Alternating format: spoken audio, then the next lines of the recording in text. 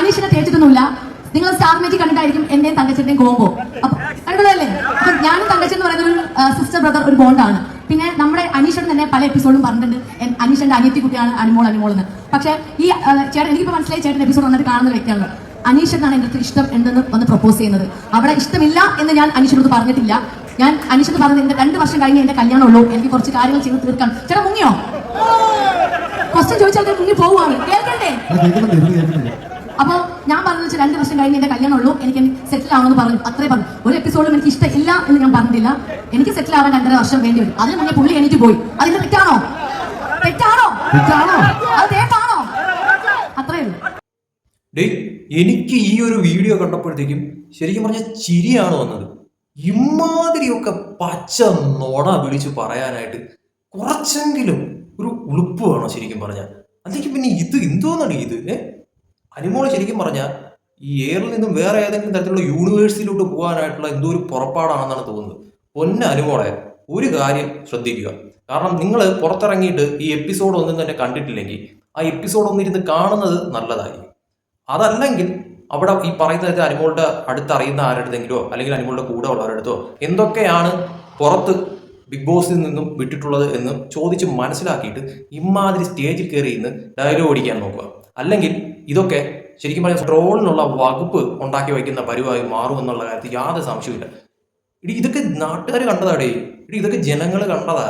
എന്തൊക്കെയാണ് നടന്നതെന്നും അവിടെ അനീഷിന്റെ അടുത്ത് സംസാരിച്ചതും അവിടെയുള്ള ബാക്കിയുള്ളവരടുത്തൊക്കെ ഓടി നടന്ന് സംസാരിച്ചതെന്നൊക്കെ ഉള്ളത് 24/7 ലൈവ് കണ്ടതാ എല്ലാവരും, എപ്പിസോഡ് കണ്ടതാ എല്ലാവരും. ഇതൊന്നും മനസ്സിലാകാതെ ഇമാതിരി മണ്ടത്തരങ്ങളൊന്നും തന്നെ ഇതുപോലുള്ള സ്റ്റേജിൽ കയറി വിളിച്ച് പോവാതിരിക്കുന്നതായിരിക്കും അനുമോക്ക് നല്ലതെന്ന് പറയുന്നത്. ഓൾറെഡി ഇപ്പോൾ എയറിലാണ്, ഓൾറെഡി അത്യാവശ്യം നല്ല രീതിയിലുള്ള നെക്കുണ്ട്. അതിനിടയിൽ കൂടെ PR വിനുവിന്റെ വിഷയം മറ്റൊരു ഭാഗത്ത് നിൽക്കുന്നു. ഇനി ഇതും കൂടെ വലിച്ച് തലയിൽ കയറ്റി വെക്കണോ അനുമോളെ? അറിയാൻ മേലാഞ്ഞിട്ട് ചോദിക്കുക. ഉള്ളതൊന്നും പോരാഞ്ഞിട്ടാണോ? ഈ വിഷയം ശരിക്കും പറഞ്ഞാൽ വിട്ട കേസല്ലേ?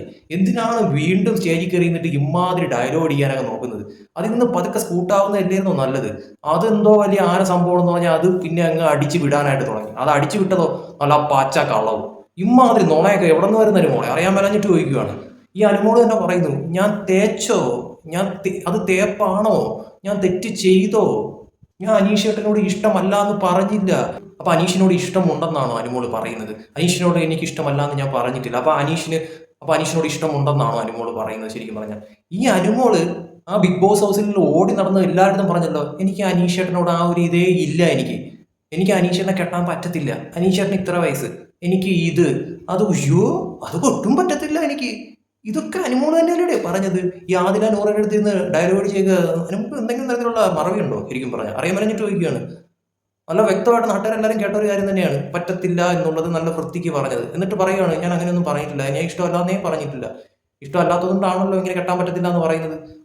ഈ പറയുന്ന ആദിലെടുത്തും നൂറെടുത്തും അവർ തന്നെ വൃത്തിക്ക് പറഞ്ഞിട്ടുണ്ടായിരുന്നു, നിന്റെ പ്രവർത്തികളാണ് അനീഷേട്ടന് ആ ഒരു തരത്തിൽ തോന്നാനായിട്ടുള്ള കാരണമെന്ന്.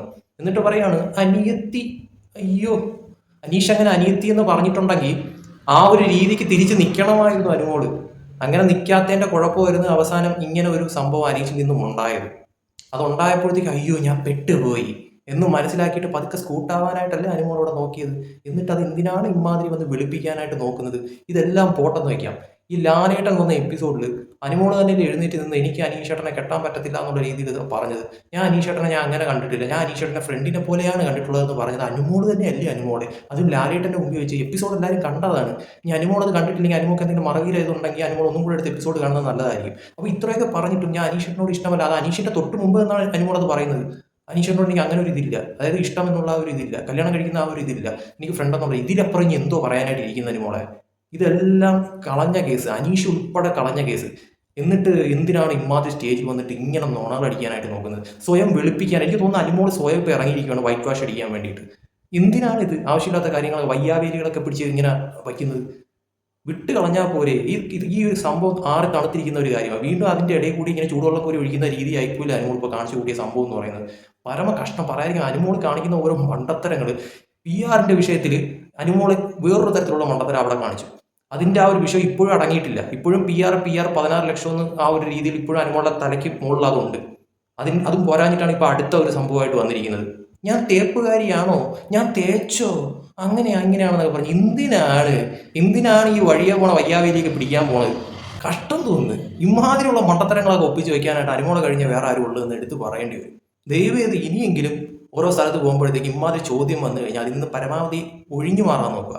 അതിന് ഉത്തരം കൊടുക്കുന്നുണ്ടെങ്കിൽ ഇതുപോലുള്ള നുണകളായിരിക്കും ഇത് കൊടുക്കുന്നത്. അങ്ങനെ നുണ അടിച്ച് വിട്ട് കഴിഞ്ഞാൽ ജനങ്ങൾക്ക് ഭൂരിഭാഗം പേർക്കും സത്യം എന്താണെന്നുള്ളത് ആ ലൈവും എപ്പിസോഡും കണ്ട് മനസ്സിലാക്കിയവരാണ്. അതുകൊണ്ട് തന്നെ അവർ തിരിച്ച് റിയാക്ട് ചെയ്യും. ഇതിൻ്റെ ഈ ഒരു വീഡിയോൻ്റെ താഴെ കമൻറ്റ് ബോക്സ് അനുമോൾ ഒന്ന് തുറന്നു നോക്കിയാൽ തന്നെ മനസ്സിലാവും എന്തുമാത്രം കമൻറ്റുകളാണ് അതിൽ അനുമോൾക്കെതിരെ വന്നിട്ടുള്ളതെന്ന്. അതിൽ നിന്ന് മനസ്സിലാവും ഈ അനുമോൾ പറഞ്ഞത് എത്രത്തോളം ശരിയാണ്, എത്രത്തോളം നുണയാണ് എന്നുള്ളത്. വല്ല ആവശ്യമുണ്ടോ? BB സീസൺ 7 വിന്നറിൻ്റെ ഓരോരോരോരോ ഗതികേടെന്നല്ലാതെ എന്തോടെ പറയുന്നത് ഇതിനേക്ക്?